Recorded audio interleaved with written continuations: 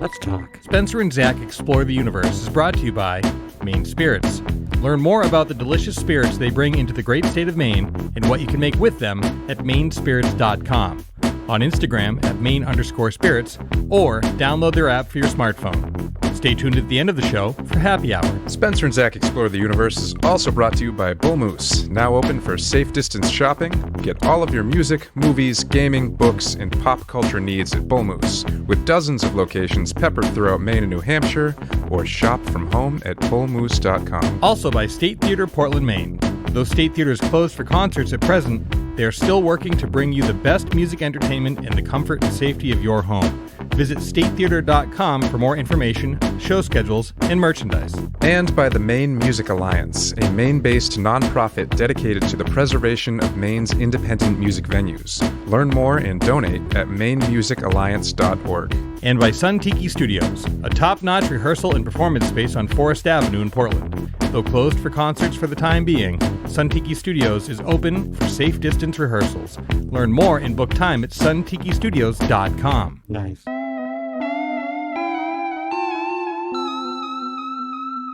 All right, Bones, we got to get right into this one today. Right into it. Yeah, we got a busy schedule in front of us here. No time to waste. Real quick, how was your week? Same as every other week these days. Good considering how crazy things are in the world, but well, what happened? Also, is there something happening? Oh, it's just this virus that won't go away, and what? A leader who takes it like a joke and came down with it. What? Yeah, I don't know. Yeah, it's been a pretty big news week. So missed it. Weird. Oh, good for you. Wait, you're telling me that Bill Clinton is sick? Yeah. Well, yeah, but he's sick in the head. So. Sick in the head. All right, so we're keeping the best of the best going because, frankly, because we enjoy it. And that's how this show. In case you're just tuning into the show, we do what we want. Yeah, we do what we want when we want and however we want. Also, it seems like the people have been enjoying the best of the best as well. So we're getting mad feedback. Also, we had our best month yet in September. So thank you all for listening. Yeah, thank you everybody. It is going remarkably well. So, indeed. Especially considering it's just me and my good pal shooting the shit about stuff. That's what we should have called the show. That'll be for the rebrand or for like the box set package or something. Sure. Shooting the shit about stuff with occasional songs. Oh, on that note, we have got some jams coming your way. Woo! We do. We have spent way too much time and involved the talents of way too many people. to bring you some fresh stupidity here in the near future. Yeah, it's nice to get some other talent on board. Oh, agreed. Here and there too. Agreed. And it's not like we're like getting like we're not getting any hacks on board. We've got some top tier talent coming up in the next few episodes. Yeah, it's true. Yeah. We're the hacks on this show. Yes, we are the hacks. We aim to keep it that way. All right, so we did Steve Spielberg. Jaws was the winner. We did Sandwiches. The Reuben was the winner. And spoiler alert for anybody who cares and hasn't listened to those episodes yet. Oh, well, yeah, sorry. You're bad. Yeah, shit, I didn't think about that. Spoiler alert, my bad. Not going to edit that out. Moving on. This week, we turn our eyes to epic jams. What's the criteria for an epic jam? We've created an epic bracket for our epic jams. That's right. That's right.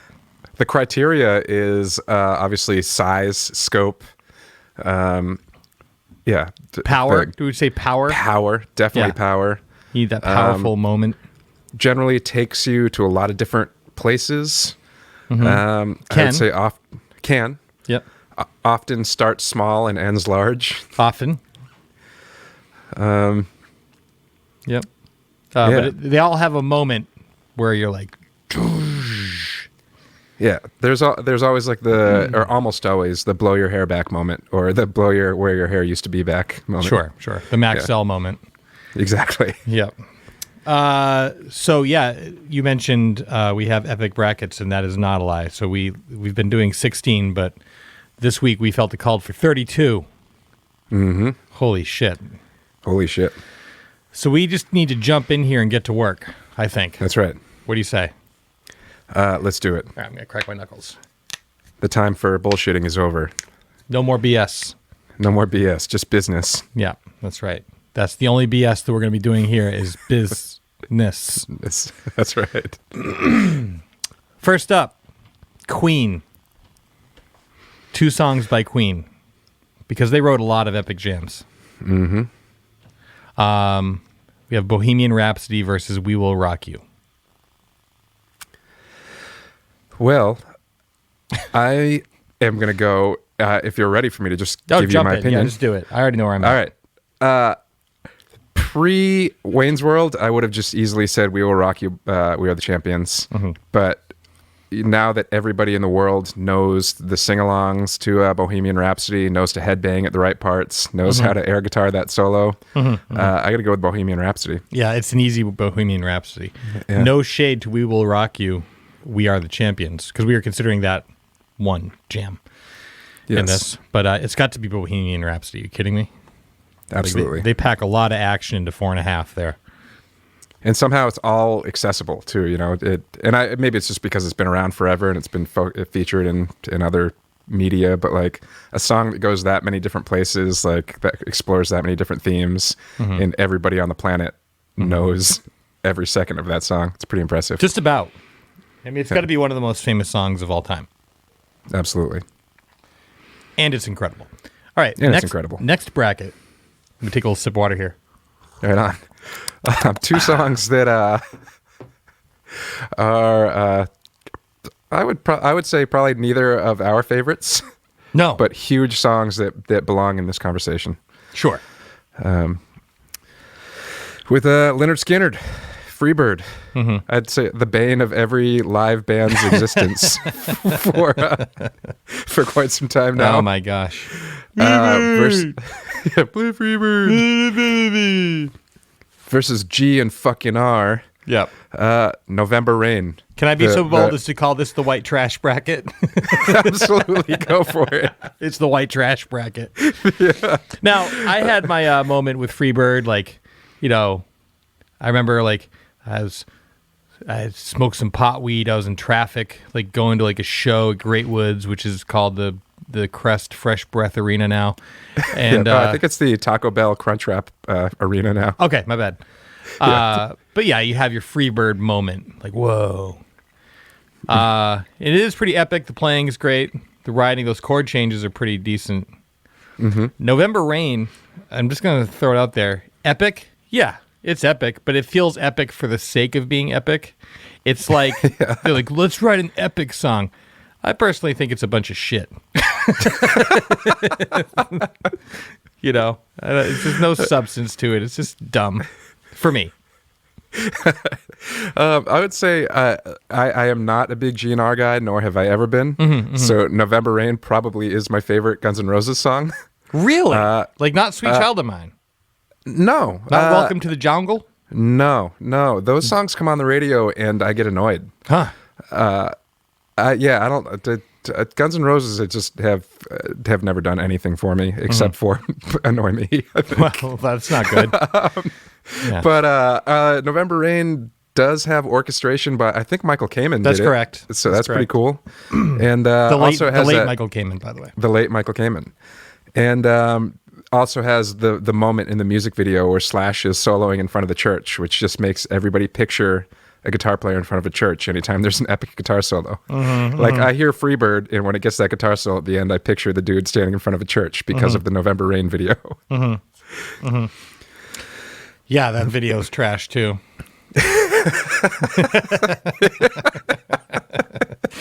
I'm giving this one to Freebird.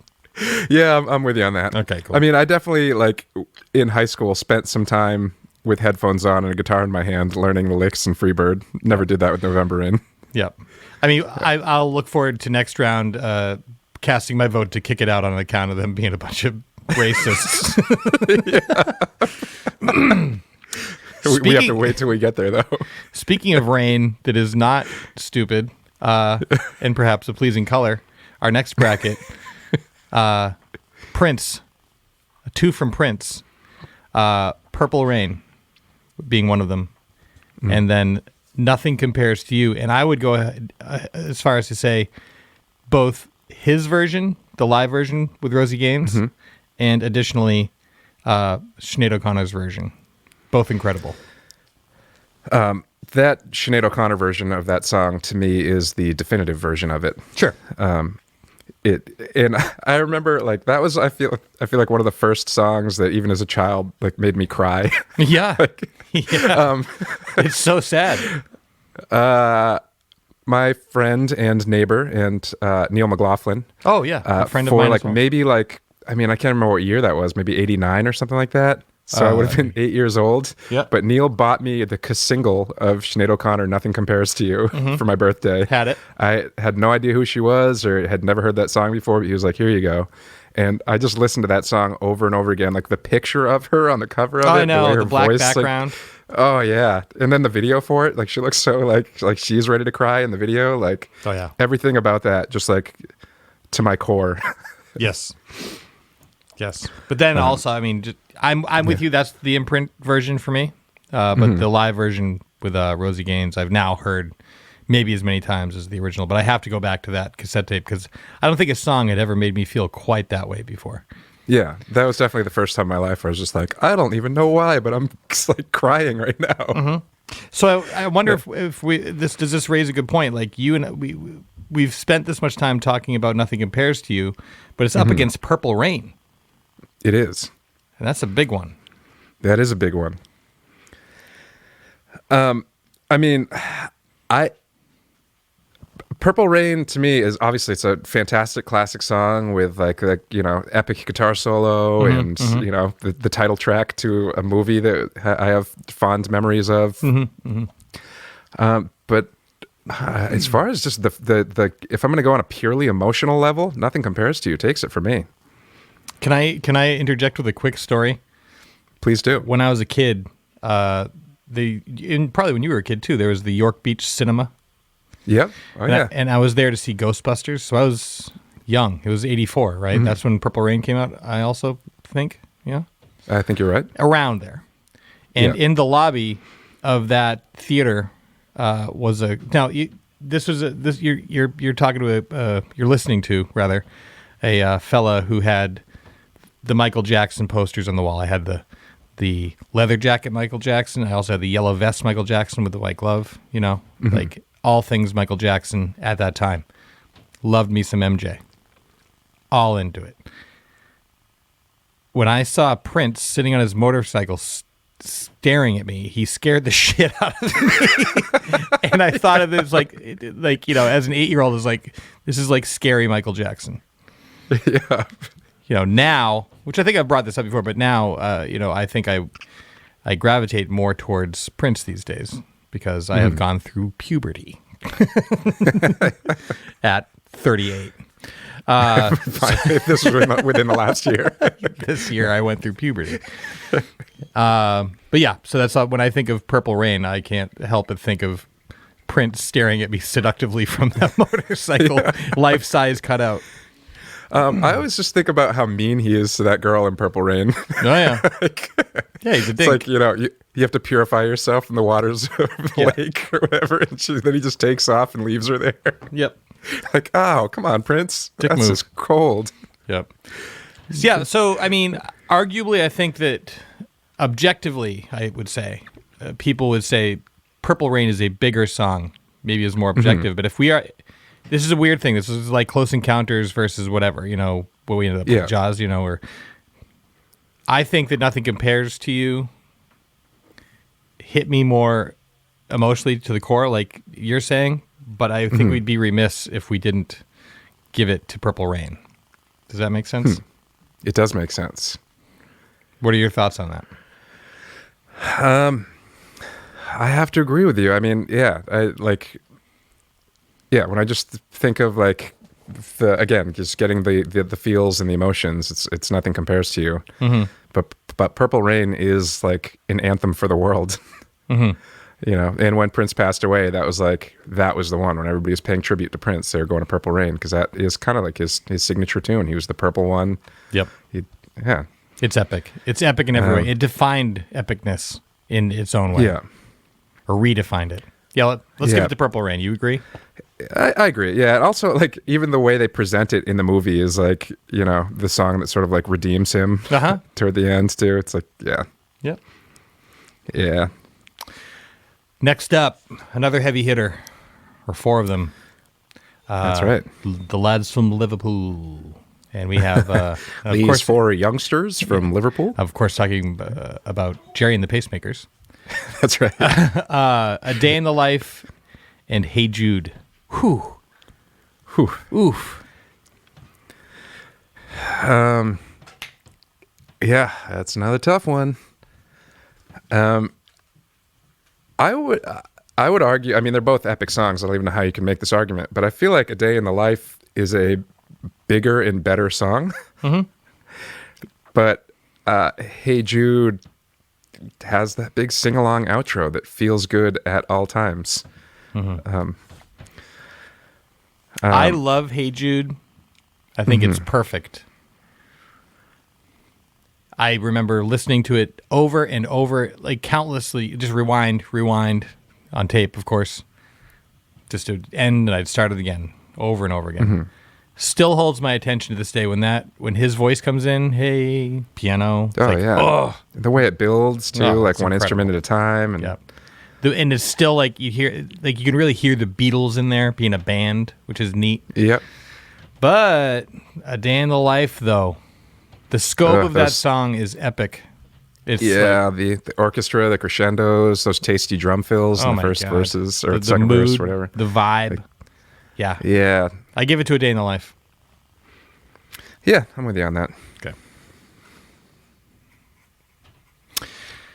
While we're talking about Los Beatles, Paul McCartney gets a second chance here. He does, because he is a purveyor of epicness occasionally. I mean, there's songs that we didn't make it, we didn't put it on this list, but like Uncle Albert, Admiral Halsey is epic in its own way. I love that song. It's one of my favorite McCartney jams. But we chose from Paul McCartney, Band on the Run, which is has that big orchestral suite, do do do do do do, jun jun jun, and then it goes into a completely. It's like four songs in a song, and it actually takes you on the journey of a band on the run. Like it's that's right. Somehow, but Live and Let Die. Go on, Live and Let Die. Yeah. I mean, I would say Band on the Run, the setup is so great with all the little different parts and the stuck inside these four walls and If I Ever Get Out of Here and then the big orchestral thing. But basically when it kicks into Band on the Run, it's kind of just another pop song. Yeah, it's very California on the back end. Yeah. Live and Let Die, however, is huge in every way. Yep. So much so that it's like that's one of I think the earliest James Bond movie that John Barry did not score was Live and Let Die. Roger Moore's first turn as James Bond. Right, that was George Martin that scored it, right? Yeah, George Martin scored it, and he goes back to that goes back to that a ton in the score. Yeah, and it fits for all those epic moments in the movie. It's just it's a big song. I'm gonna give it to Live and Let Die. I'm with you. All right. What do we got next? Well, we were speaking earlier of Mike Jackson. Mike Jackson. So we have two epic Mike Jackson tunes here. Thriller, which I believe is still the greatest selling album of all time. And against Will You Be There, which most people associate with the Free Willy soundtrack. Do you want to weigh in at all, or do you want me to express my thoughts here? Go ahead. I'm already decided, so go ahead. All right. Well, I know you're going to give it to Thriller, and I'm going to go ahead and write that down too.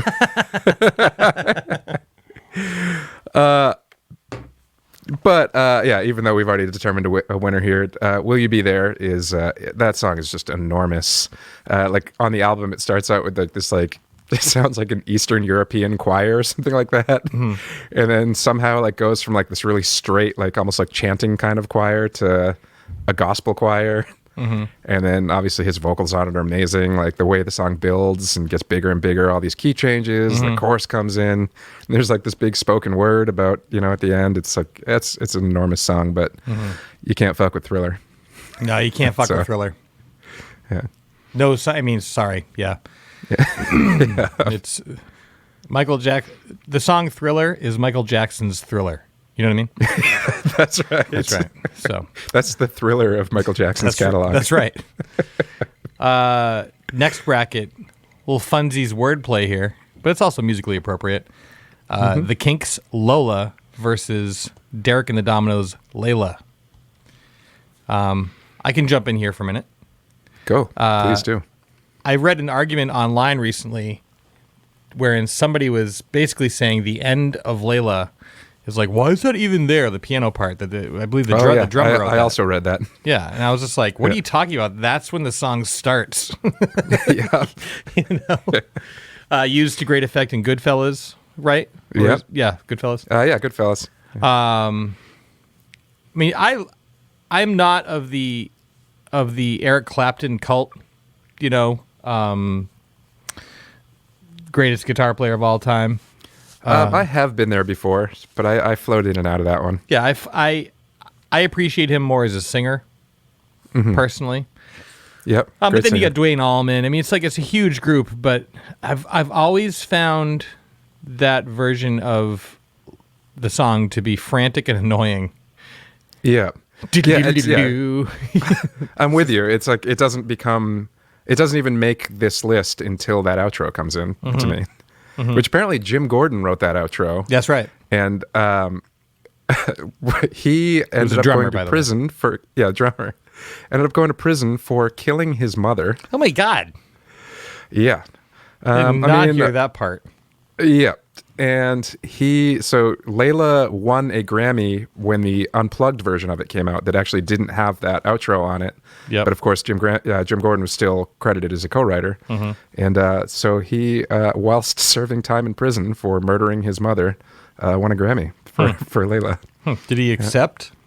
I don't believe so. I don't think they did a live from prison to Jim Gordon. Thanks a lot. I'm never getting out of here, but thanks. Yeah, thank you. I'd like to thank the Academy. Yeah, I was just gonna say I'd like to thank my mother. Yeah. That's where it could go nowhere but there. Lola. Yeah. Another giant sing-along song. I love the Kinks. This was my first Kinks song that I get into. I went into the paperback the Music Smith, which was associated with the paperback Booksmith in the Newington Mall, Newington, New Hampshire. And I bought, in one sitting, a 45 of Lola, and the other one was Walk on the Wild Side, which was among the first music that I had purchased for myself. And they're both very thematically similar. Correct. Which I have yet to unpack that with my therapist. Yeah. But, would the song like Lola be written now? No, but it actually, like, at the time, like, opened my eyes to the existence of such things. So, and I love the songwriting. I love the singing. It's just, it goes so many places. Epic indeed. I'm going to go ahead personally and give it to Lola.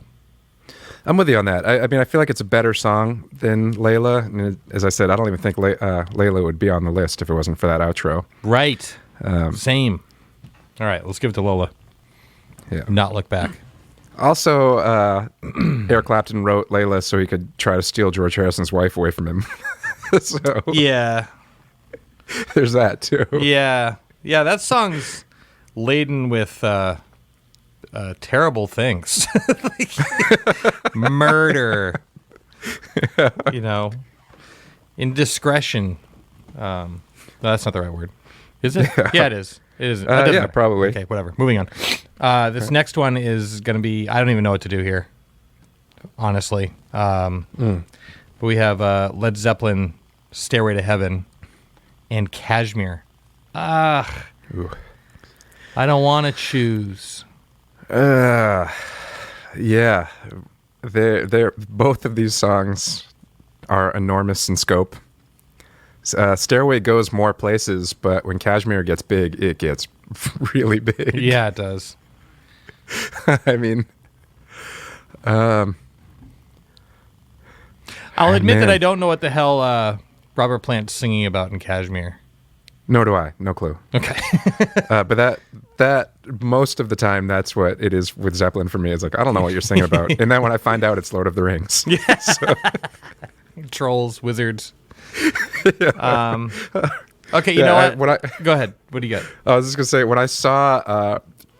when the movies Lord of the Rings came out, I did read the first book before I went and saw the first movie. That's the only book I read, because after that I was like, oh, the movies actually fill it in. But when I started reading that, and I was like, Mordor, Gollum. Yeah, it's like, that's what he was talking about.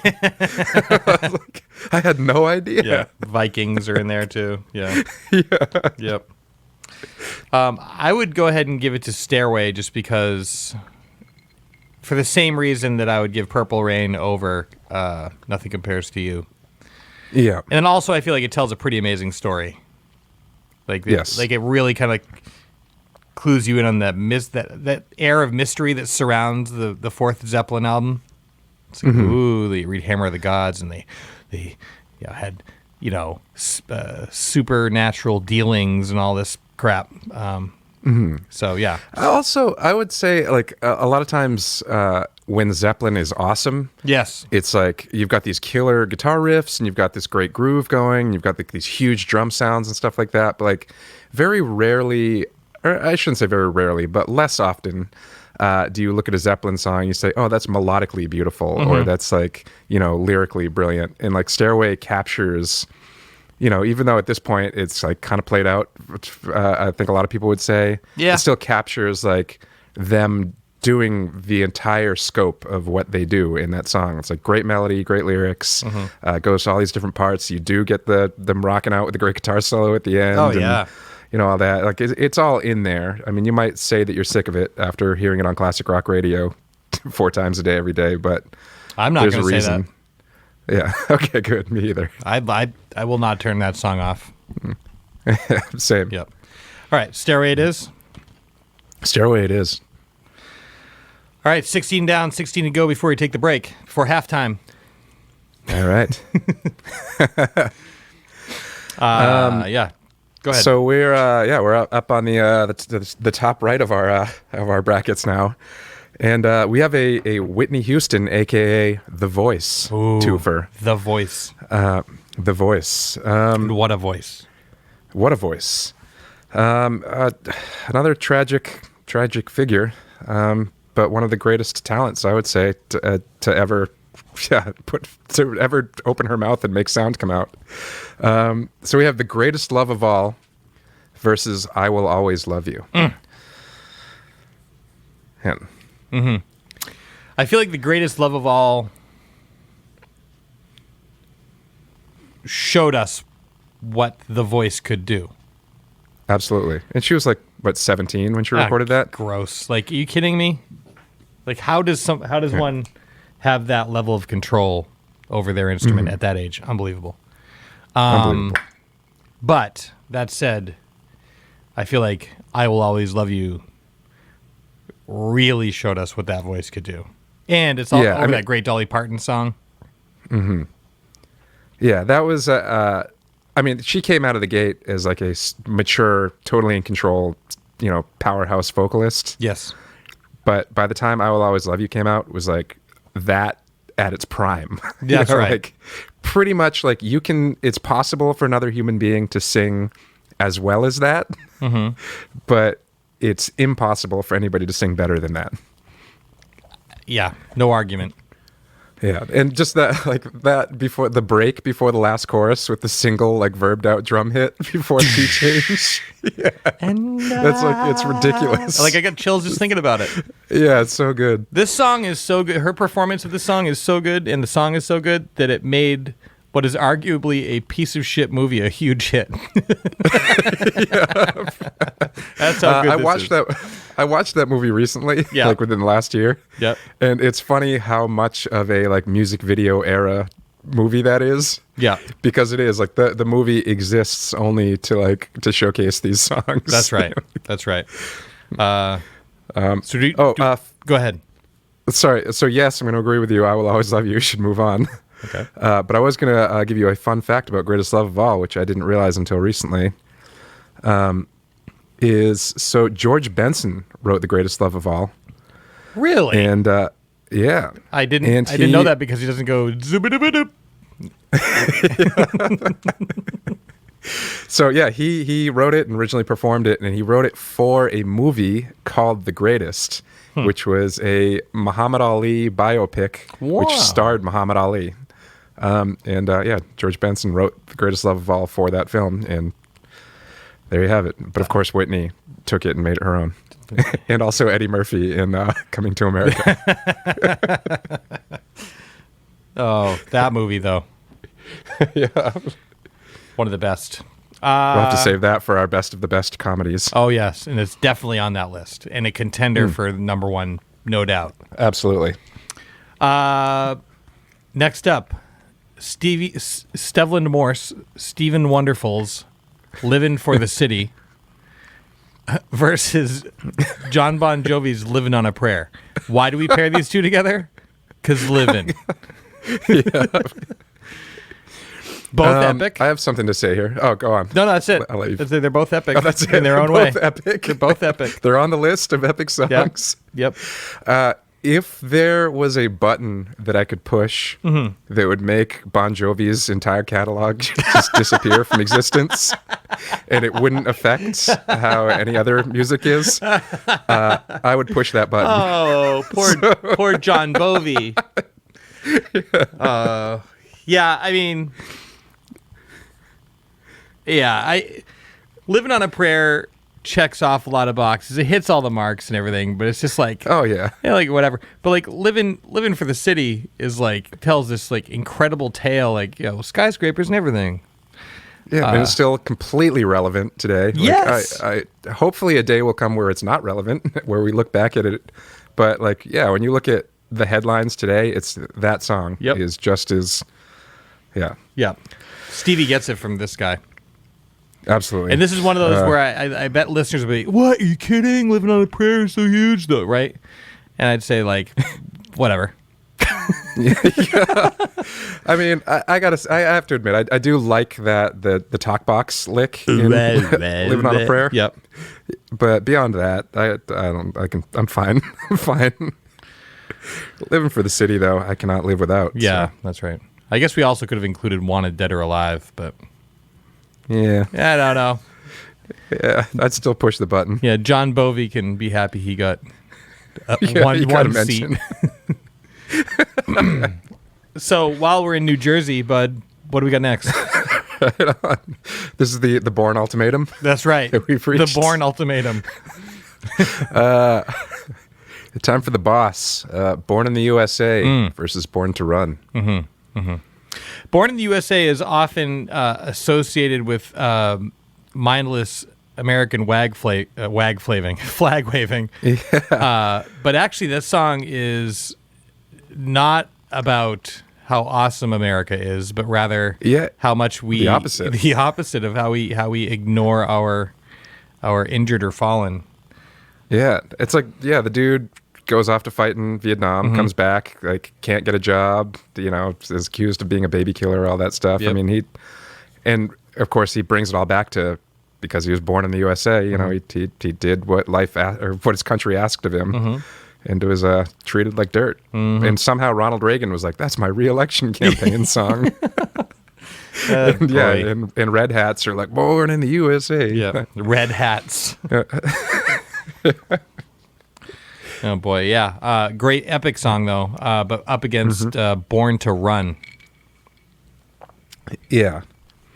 I mean, Born to Run captures that whole just like I'm young and I'm free and full of energy and I want to get the fuck out of here. And has just I would say one of the best bridges ever written. I mean, it comes out of left field, like cycles through all these like different keys in like a second, and then that breakdown. Oh yeah, like the huge, and then it's just even his count when he counts back in to the last verse. Yeah, it's like I get chills every single time. I have not had my full-on Bruce Springsteen moment yet, and I'm leaving it open. Like, some people millions of people love The Boss. That's where I'm at. Yeah, I know this is true. Yeah. I just haven't had it yet, but I'm not writing it off yet because I think I'm gonna have it one day. I'm gonna be like, oh, I get it. Yeah. But that said, I cannot deny his excellence because he has. Even though I'm not like all in on The Boss, like there's no doubt that he has moved me. I think he's cool, and Born to Run is it. You nailed it. It really captures an excitement that's rarely captured on tape. So I would give it to Born to Run. I'm with you on that. Right. I didn't fully get on board with The Boss until I was probably 27 or 28. I mean, I always liked, I remember hearing Born in the USA when I was a kid and obviously not understanding it, but loving to sing along with that chorus. And I was into it. I was into like all his singles throughout the years. But yeah, I would say I was probably like 27 or 28 before like I got an Essential compilation that had a lot of the earlier songs on it. They were like minor hits, like his version of Blinded by the Light and Spirit, The Spirit in the Night and Rosalita and songs like that I hadn't really heard. And that like opened my eyes to the excellence of The Boss. And then I just started buying all his albums and you know what? I'm fully on board. Now that we're talking about it, I might be entering into my Boss moment. Like, because all those songs you mentioned, like, yep, love it. Then I thought about Hungry Heart, Dancing in the Dark, Streets of Philadelphia. Whew. Oh, what's that? Oh, man. Yeah, it's there's so many. Yeah. I'm going to, that's my next Spotify and walk it out moment. Right on. All right. The next one, man. I know I might have pulled the trigger early by declaring Freebird versus November Rain as the white trash bracket because this one is just trash. Garbage. Both of these songs are trash and garbage, and I'm not sure which one sucks more. But they deserve a space at the table. They do. Of course, I could only be talking about Mr. Loaf's Paradise by the Dashboard Light, and I Would Do Anything for Love. Let me jump in here. Please do. I think I Would Do Anything for Love is one of the worst things that has ever been committed to tape. Okay. It is unbelievably. It makes my ears bleed to think about it. It goes on forever and ever, and he's just like he's singing like he's being told to sing at gunpoint. Like if you don't sing more, you're gonna be shot. It's like stop. Was that a Todd Rundgren production? I don't know if T. Rund produced I Would Do Anything for Love, but he definitely produced oh, that's right. Paradise by the Dashboard Light. Now, Paradise by the Dashboard Light goes a zillion places, and it's the tale of a guy trying to get his swerve on with a lady in a car. And she's singing to him, and he's like, "Oh, let me sleep on it, baby, baby, let me sleep on it." You're like, "Do you love me? Yes or no?" "Let me sleep on it, And then it's just like it's so dumb. And then they brilliantly outline their congress by using sports announcer Phil Rizzuto in the middle to do a play-by-play, as if we all needed to think about Mr. Loaf engaged in sexual congress. Questionable, mind you. These songs. And Meatloaf. Like, what the fuck is Meatloaf? Like, what the fuck is it? Like, I know what Meatloaf is, the food. I know who he is, but, like, what the fuck? Like, and to see, like, where he started, and like he's in Rocky Horror Picture Show as like that Frankenbiker or whatever the hell is going on there, and then it's like this glam rock meets if End of Times Elvis had lived, meets like Luciano Pavarotti, And then, like, fast forward to him, like, singing for Mitt Romney. Like, I just don't even understand what's going on. So that's my dissertation on those two tunes. We can do a whole episode on your feelings about Meatloaf. Oh, God. No, that's not. I'm done. I don't have anything left to say about it. That said, even though I despise largely both of these songs for some of the same reasons and some different reasons, I will give it to Paradise by the Dashboard Light because at the time, nothing like that had happened before. And, and I would also say that at that time, it probably shouldn't have happened, but it did. Yeah. And it's one of those songs that comes on the radio, like when I was a kid, like listening to BLM.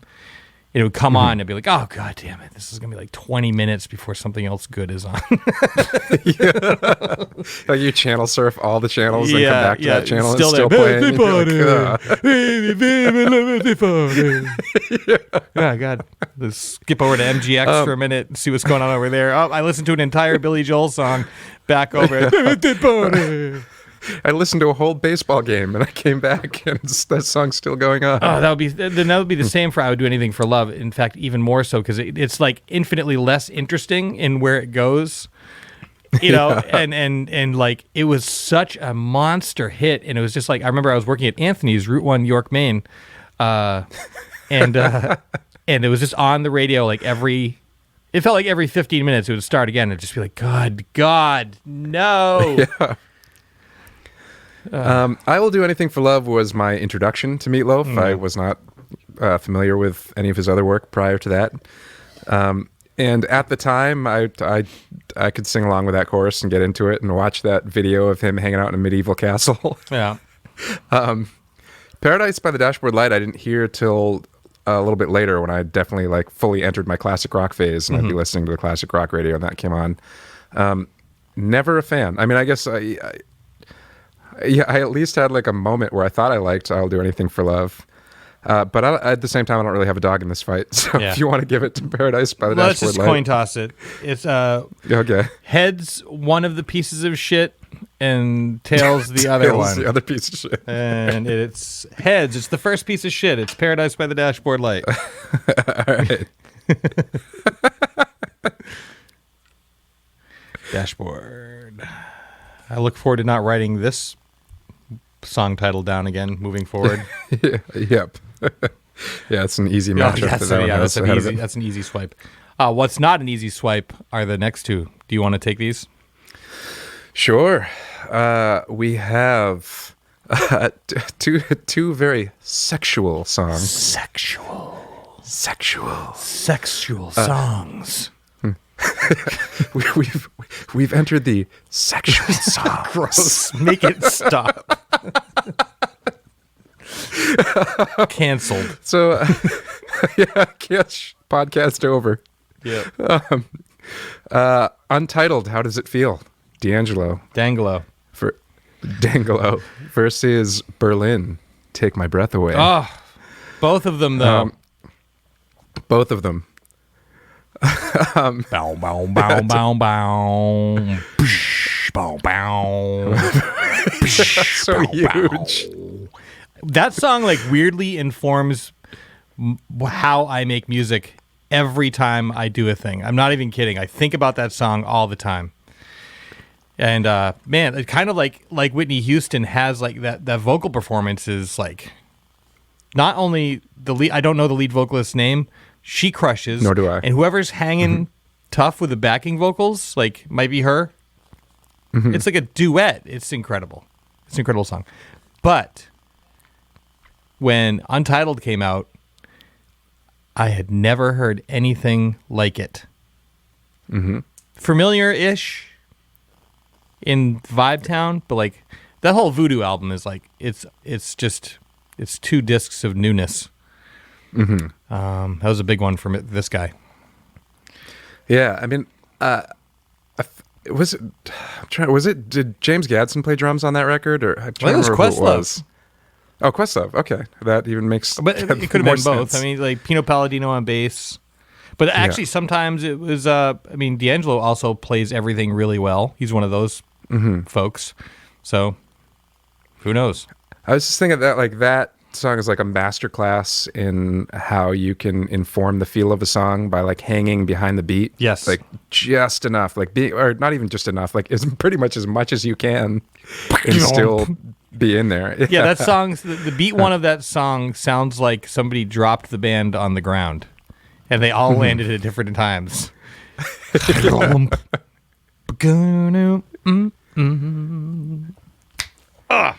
And it's like also like how much can you tell, but like even his vocals just like so reined in at the beginning. It's like he's letting so very little out.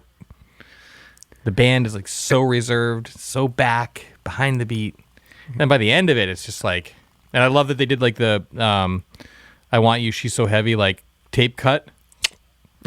So cool. Like that's how would you end it?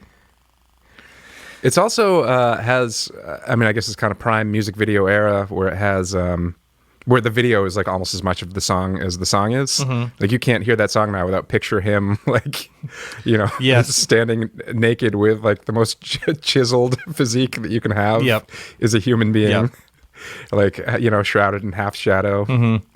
Like, but then at the same time, Take My Breath Away, I always associate with the love scene in Top Gun. Yes. So it was the same thing where they're like silhouettes in like steam or something like that with like blue lighting. They're just silhouettes in sex atmosphere. Sexmosphere. Bow, bow, bow, bow, bow. Oh, yeah. And that's that synth tone. Oh, you God, have a huge drum sound. Yeah. This is a tough one. I can't do it. Should we go coin toss? Are you also just completely like on the fence? I am. Okay. I have nowhere to go. Here is the coin, the official best of the best, disgusting looking nickel that I grabbed quickly a month ago. Heads, it'll be Untitled. How does it feel? Tails, Take My Breath Away by Berlin. Heads to tails. It's tails. Berlin gets it. Right on. That was a steamy round. That was. Whew. Oh, I don't know if you know what I mean. Next up is our two epic rock, and we're shooting over to rock and roll here. Love Hurts, which has that song rules, and every version of it is great. Roy Orbison's is great. Graham Parsons is great. But the one that always like sticks with me is Nazareth's version. Same. It's incredible. Same. In fact, the guitar solo is just like he strikes one note and bends it the whole time. I mean, I always just thought that was a Nazareth song for so long. I didn't realize that there were like a million previous versions of it. Same here, bud. Up against Pink Floyd's Comfortably Numb. Ooh. Which classic rock staple. Dave Gilmour showcasing some of his best work. I love it, like especially that song because you have Roger Waters like kind of lending his salty vocals, and then when there is no pain, like the whole voice of Dave Gilmour. Like, is he a better singer or a guitar player? Tough to say because he's great at both. It's true. I always think of him as a guitar player first, but I guess that's the same thing with Clapton. I think of him as a guitar player first, but fantastic singer. Fantastic. I feel like Comfortably Numb. I don't know. Like, Love Hurts is... I don't know. Love Hurts... go ahead. I mean, I'm leaning towards Comfortably Numb. Same. All right. Yeah. Is that all you had to say? Yeah, okay. I guess that's it. Yeah, I'll just go with Comfortably Numb. Which, no shade to Love Hurts. No, it's amazing. It's also like... Love Hurts is that a great band playing a song really well. Yeah. It's so well that you just like you said, it feels like it's their song. Like that vocal delivery is incredible. But like Comfortably Numb is still like to listen to it, it's like it's innovative, it's singular. Yeah. That's the thing. Love Hurts is a great song that is open to interpretation, and Nazareth happens to do an epic interpretation of it, whereas Comfortably Numb is just all and out epic. Yeah. Seen it live, man. Saw him play it live. It's incredible. It's a Foxborough Stadium Division Bell tour. 5,000th row. Nothing but hard decisions moving forward here. Let's look at the next bracket. It's Africa by Toto versus In the Air Tonight by Philip Collins. This is only mildly related because it has to do with Phil Collins, but last night, as I often do, I was lying awake, falling down the YouTube rabbit hole, and I stumbled upon Genesis live Invisible Touch tour at Wembley Stadium, and I could not look away. It was amazing. Yeah. For so many reasons. Like, I was like, there was a time when people would pack an enormous arena to see a bunch of balding middle-aged dudes play some of the best synth pop ever, as well as you can play it. Yep. And Phil Collins was like singing his ass off. They had another drummer who I didn't look it up, but he looked a lot like Blair Cunningham. But I'm not sure. I don't want to stand behind that because as I said, I didn't look it up, but it looked like him. But then, during the big instrumental jams, Phil would go back and play drums, and they'd be playing off each other. It was amazing. Like, I will probably watch it again. Awesome. Tonight while I'm lying awake. In the Air Tonight, Africa. I mean, these are just both like incredibly epic songs. I'm inclined to give it to In the Air Tonight because of that drum fill? Because of the drum fill and because he doesn't try to squeeze Serengeti into a lyric. In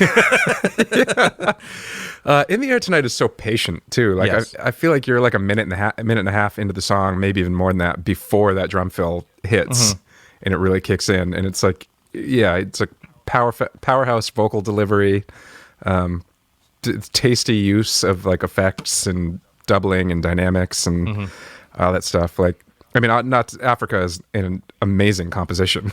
Yes.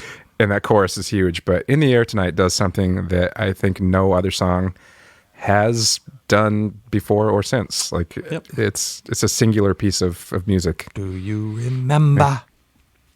Yeah, it's so good. That's scary. All right, let's do In the Air Tonight. Yeah. And the last two songs before we take our halftime show break, which is happening way past halftime, actually, is Dire Straits' Money for Nothing versus Faith No More's Epic, because this is an epic song list. That's right. Yeah.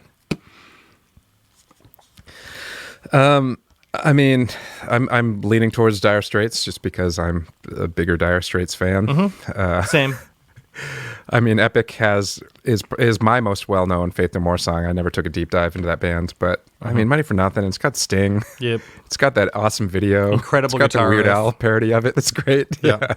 And Epic is a great song, but it also, for me, gets a lot of demerits for inventing by proxy Limp Bizkit.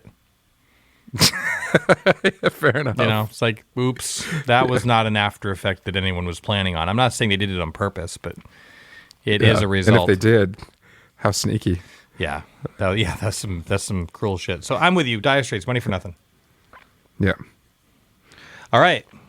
We have it narrowed down to 16, and we're going to come back after the Bull Moose Minute and blaze through these playoffs.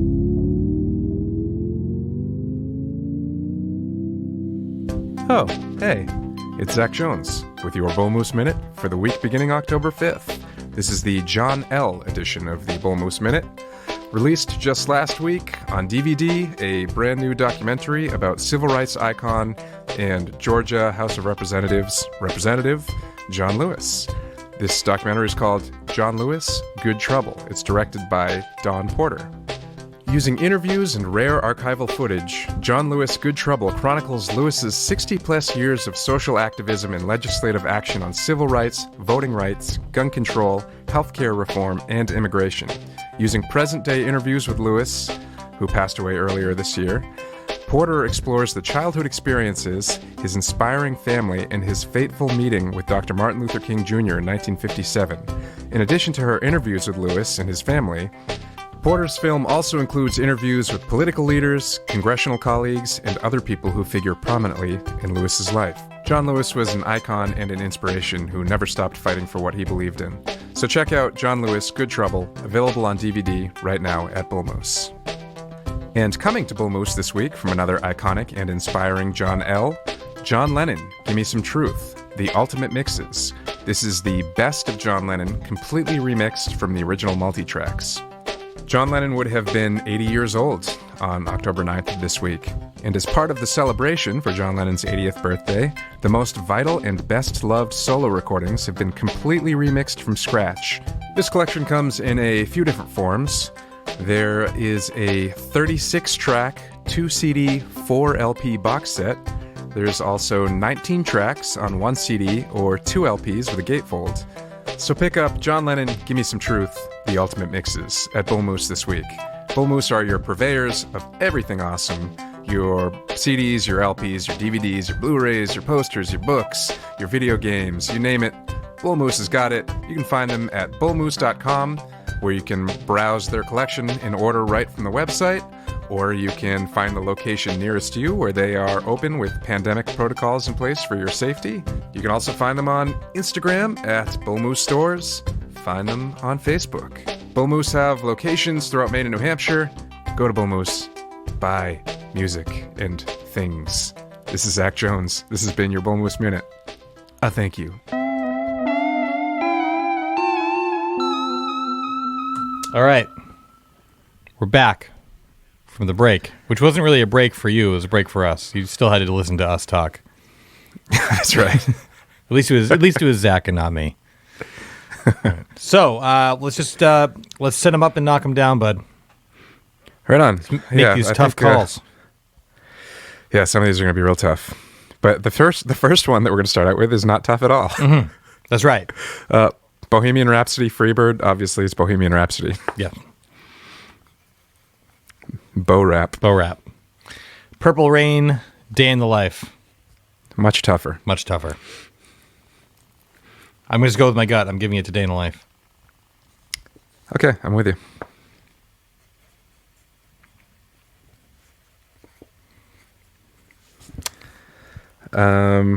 Now, Live and Let Die versus Thriller. Eesh.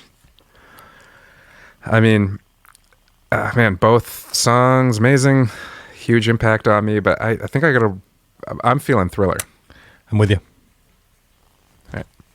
It has to be. Sorry, Paul.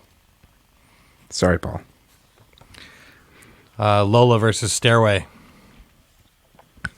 Oh, I mean, this is an epic song list. Mm-hmm. I think it has to be Stairway. No argument here.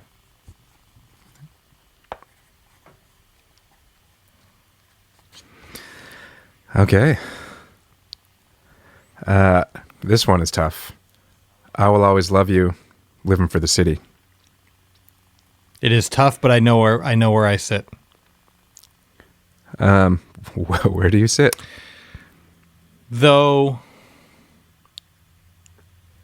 Stevie Wonder is a master storyteller and an empath of the highest degree, and his love for humankind is so apparent in this song, amongst his most my favorite of his compositions. Is just it's just you're so in. He's showing you things that you can see it. You know, you're just there. I Will Always Love You is just an incredible performance. Agreed. And it has moments of, even though not to in any way disregard the messaging behind Living for the City, because it's very important, I Will Always Love You, just like I think about it and I get like the chill in between my shoulder blades. Yeah, same. Okay. Whitney gets it. Whitney gets it. Sorry, Stevie, I love you the most. I mean, I love both those artists so much, but yeah, I mean, Stevie his contributions for over decades. Oh, yeah. Some of the greatest music ever. If we were to put Stevie up against Whitney, I'd have to give it to Stevie. Same. But we're talking about epic songs. So Yeah. next up, another freebie, thank God. The Boss is Born to Run versus Shithead's Paradise by the Dashboard Light. It's clearly Born to Run. Yeah, it's clearly Born to Run. Run. Very good. All right. Berlin, Take My Breath Away versus Pink Floyd, Comfortably Numb.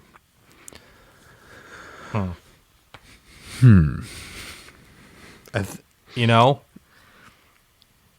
if I'm to give it to the song that when I think about it right now that I want to live in the most, I think it's Take My Breath Away. I'm with you Awesome. on that. It's Comfortably Numb. My biggest problem with that era Floyd is that Roger Waters' like kind of self-absorption just like took over. And it's just like, I get it. You had some childhood shit. You're carrying some baggage, but there's a certain point where it's just like, I don't know. Yeah. Deal with it. I'd say Pink Floyd also had a handful of sort of epic jams like that tended to be the ones I heard on the radio a lot. Yeah. So there's a lot of times like a Pink Floyd song would start and it'd be like, all right, buckle your seatbelt. This is going to go places for the next 5 minutes. Whereas like, Take My Breath Away. Not that I'm familiar with the rest of the Berlin's catalog. And I'm not either. Yeah. But, if this is Berlin versus Floyd, it's Floyd. Yeah, exactly. It feels like a singular thing, and like right from the first note, just the tones of the sounds that you're hearing are already just like, whoa, what is that? Like, and they're able to be like incredibly epic with tons of space. That's not that arrangement's not full. It's very spare, and it's the voice. It's kind of like the same. It's like the Whitney factor. It's like, ooh, that voice. So, yeah, Comfortably Numb. Yeah, yep. All right, and then In the Air Tonight versus Money for Nothing. I'm a huge Dire Straits fan. I love Mark Knopfler as a singer and as a guitar player. That band was great. I think the Brothers in Arms record plays like a greatest hits album. But In the Air Tonight, for me, it remains singular. Also, I meant to say earlier, honorable mention to Against All Odds for Phil. Oh yeah, absolutely, it's a great one. But I would give this one to In the Air Tonight over Money for Nothing. What say ye, my friend? I agree. Money for Nothing, fantastic, but there's no moment that hits you as hard as multiple moments in the Air Tonight. Agreed.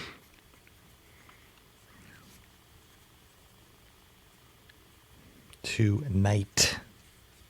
In the Air Tonight. I can just hear Matt Cosby saying that. Tonight.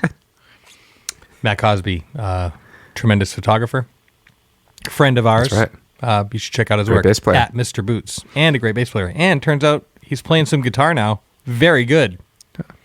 I'm not surprised. He's just one of those people who can just do it all. Yeah, one of those guys is like, I think I'm going to do this, and then he does it, and he's good at it. Then I think I'm going to be a photographer, and now I shoot for New York Times. You know, like, well, okay, cool. All right, back up to the top left. Should we just? Yeah, it's getting tough. Fuck, I don't like this one at all. No. Bohemian Rhapsody versus Day in the Life. Obviously, the Beatles are my number one musical influence, and among my, and I think The Day in the Life is one of the best compositions ever. But Bohemian Rhapsody, there's something about that tune that just nobody can deny it. Like, I think we've talked about it before. There are people that don't like the Beatles, and they're probably just trying to be contrarian. But like Bohemian Rhapsody, even I Hate the Beatles people are going to start singing along to that, and they're gonna air guitar the solo. They're gonna headbang when the rock part comes in. Have you ever seen? There's a video that Green Day posted, and they're playing some. I guess it's a tradition of theirs. Is that I think they end their shows with Bohemian Rhapsody, not them playing it. They end their show, and then they play Bohemian Rhapsody, much in the same way Maggie Rogers will play Dancing Queen by ABBA. It's like kind of a tradition. And yeah, I believe I'm not pulling this out of my butt, but like the video is from the drummer's perspective out at the crowd, and they're playing the recording at a concert. They're playing the recording of Bohemian Rhapsody, and it has to be 150,000 people just all singing it. It just sounds like one voice, and it's like, yeah, this song is powerful. Day in the Life is incredibly powerful, very chilling, very beautiful. But yeah, Bohemian Rhapsody, I mean, even just from a recording standpoint, I mean, both are achievements in their own right.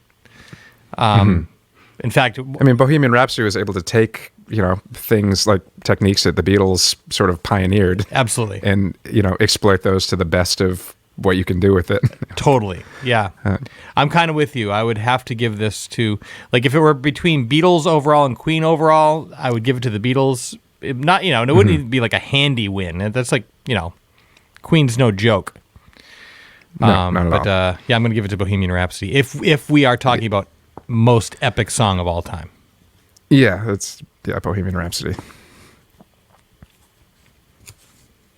Except when it's sung by Axl Rose and Elton John. Nothing really matters.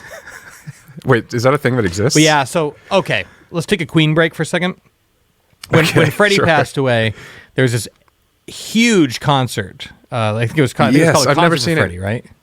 Yeah, I've never seen it in its entirety, but there are moments of it that are, big standouts. If you want to watch something that will just brown your shorts, like,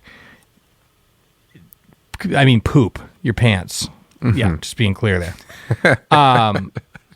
Thanks for the clarification. I just want to be careful. But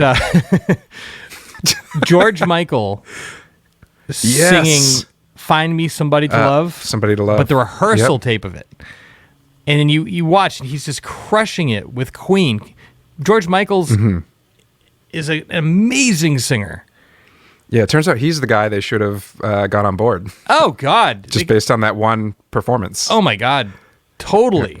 But the thing is, like, at that point, like, he hadn't even done Freedom 90 at that point, Yeah, he was still getting toward the height, or on his way to the height of his fame. Yeah, he was in it. He was right. He's peaking, bro. But then if you also look there's a bunch of people like watching him rehearse it, including but not limited to David Bowie, just like leaning on a road case, like smoking a cigarette, just looking like, wow. It's so good. It's undeniable. So that was like a Queen side. Bohemian Rhapsody, like just the way the sheer engineering feat of creating that recording is unbelievable. Game changer. Yeah. Also, I would say the Queen biopic that came out a couple of years ago or last year, I can't remember now. I found that to be an incredibly overrated and not great movie. Didn't bother. But I enjoyed the shit out of watching it in the theater because they used actual Queen recordings, and it was just super loud in surround sound. Yeah. So just hearing Queen music blasting in a movie theater was awesome, even though the movie itself is pretty forgettable. Yeah, they had like the trailer was like basically centered around like them creating Bohemian Rhapsody, and they're like in the studio singing it, and then the music stops and the band, goes like, "Oh, what do we do now, Freddie?" And he goes like, "That's when we do the operatic part." It's like, that's not how that went. That band absolutely knew everything that was going to happen in order. It was probably written out.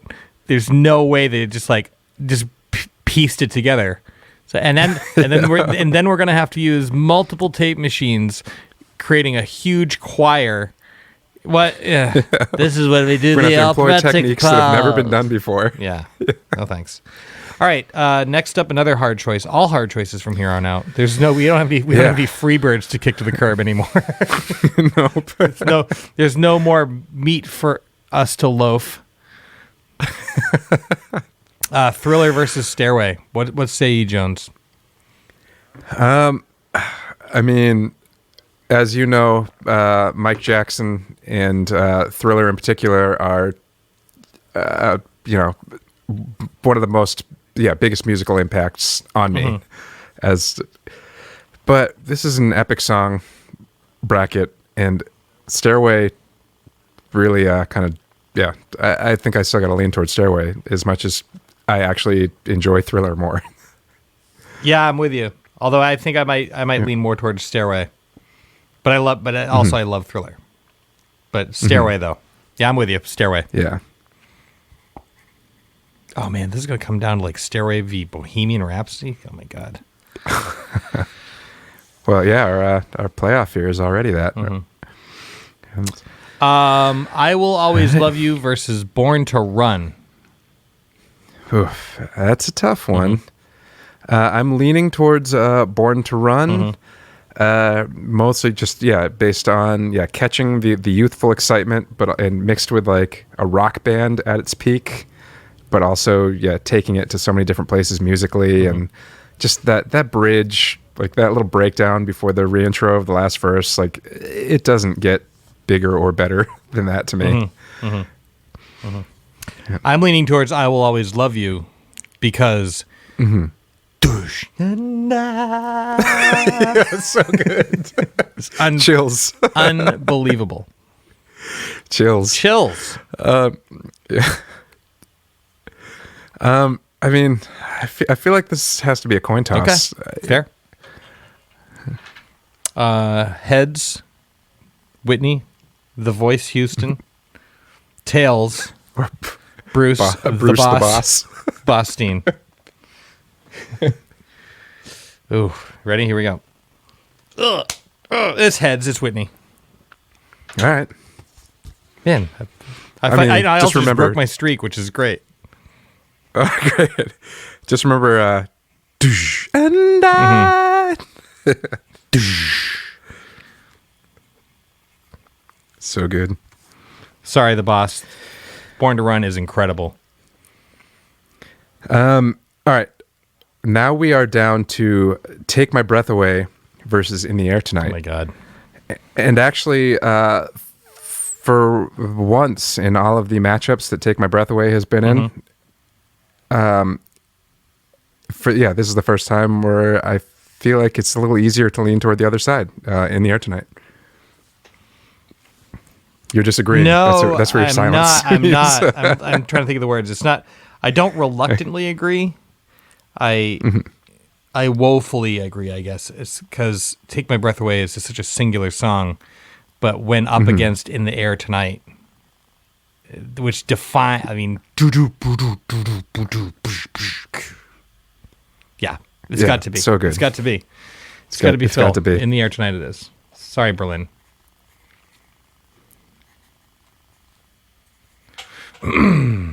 Wow. We've got 3 more hard choices. Yep. So let's just get this over with. Right. Bohemian Rhapsody versus Stairway to Heaven. This is, I mean, it seems like an impossible choice, but if I were to just rely on my instincts and go with my gut, I'm feeling Bohemian Rhapsody. I'm with you. All right.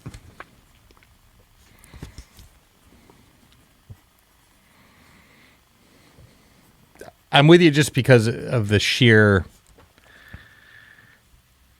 I mean, Stairway is very powerful. Absolutely. But so is Bohemian Rhapsody, and not only is it powerful, but it's additionally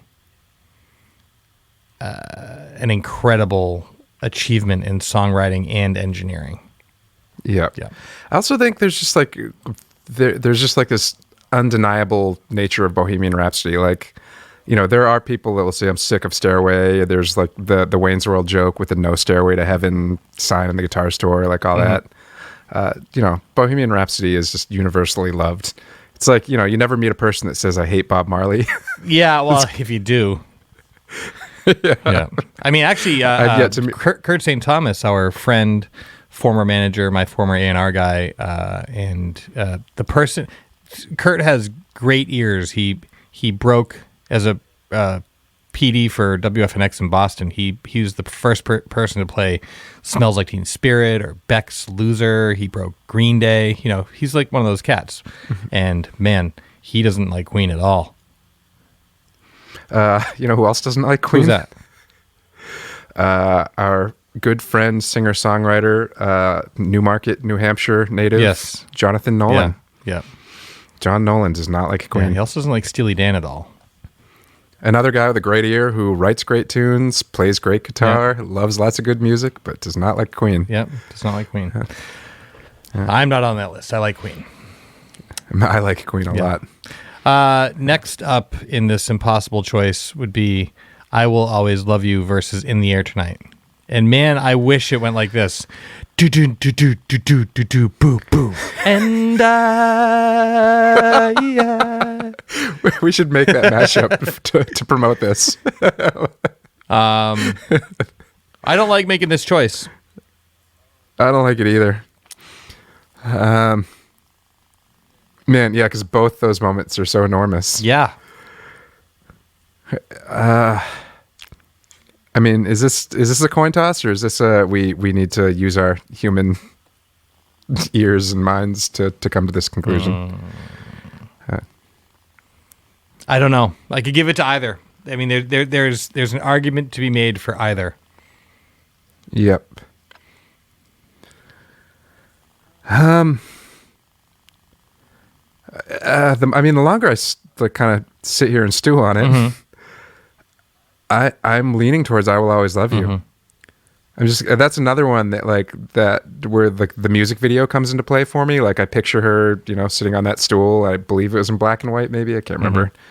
Interjected with clips from the movie, but yeah, I don't know. Yeah, that song just every time it comes on, and it's one of those songs that was played so much when it came out, and every single time it was like, I can't turn this up enough. Yeah, I'm leaning towards "I Will Always Love You." Yeah, I'm with you. That's a difficult call, and we're probably going to get some hate, but I don't care. We had to fight our way through this. All they had to do was listen. Right. So yelling at their iPod, yeah, because lots of people still listen on iPod. And anyway, yelling at their. I can't even think of any their ham radio, their transistor radio. Yeah, I mean, isn't that where podcast comes from? Though is the iPod.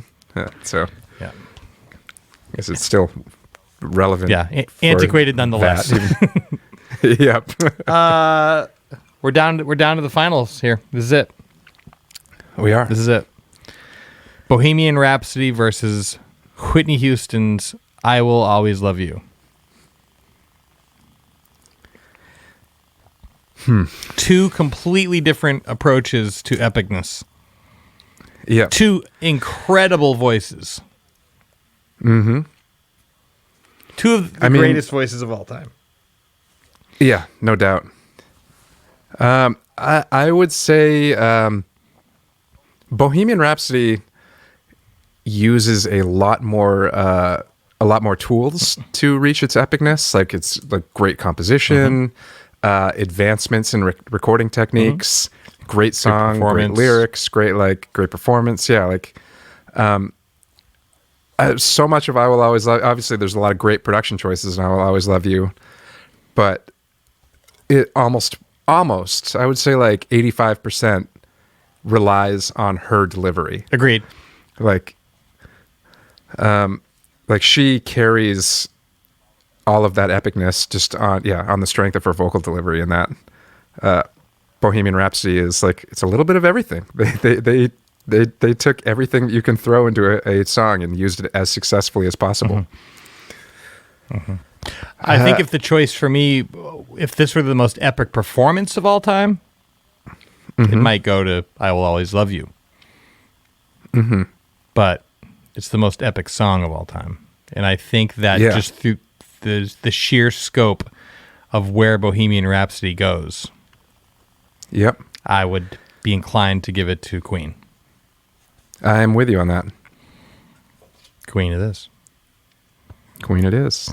We have a winner. Bo Rap from Queen.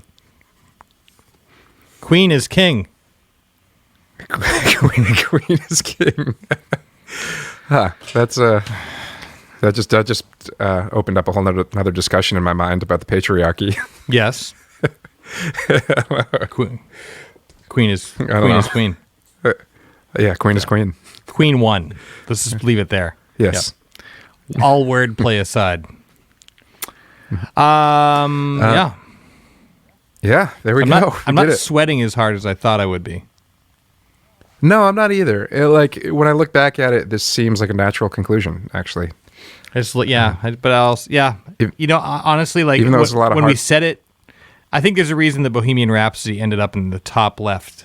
Like, it's almost like a, what do you call that? Involuntary kind of, you know what I mean? Like subconscious choice. Yeah, it was the first. Exactly. Yeah. Obviously that was at the top of our minds when we started this list. Yeah, it must have been, because it makes perfect sense that it landed where it landed. Although nearly any of these songs we mentioned today also could have claimed that spot. Now, this is the part where we finish the show, and then I spend the rest of the night through tomorrow being like, damn it. I forgot to think. Yeah. All right. Nice job, Zajo. Yeah, nice job to you, and nice job to all of you who printed out your play at home brackets, played along. Yes. Congratulations to Whitney for almost claiming the prize. Yeah.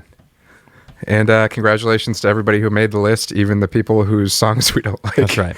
That's right. Yeah, congratulations, Meatloaf. Bye. Bye.